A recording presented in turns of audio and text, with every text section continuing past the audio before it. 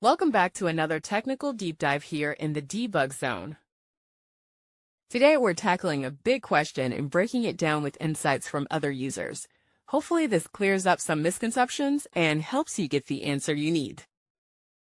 So buckle up, stay a little curious, and let's jump right in.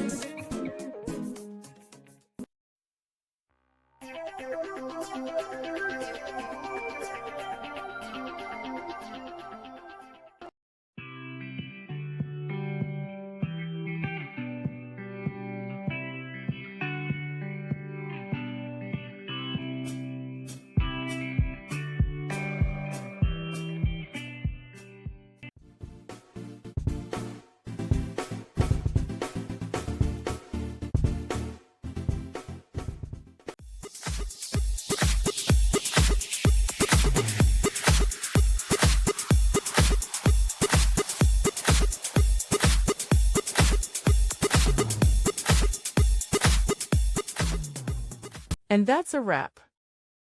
I hope you found the answer you were looking for.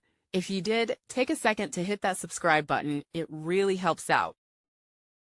And let me know in the comments which solution worked best for you. See you next time in the debug zone.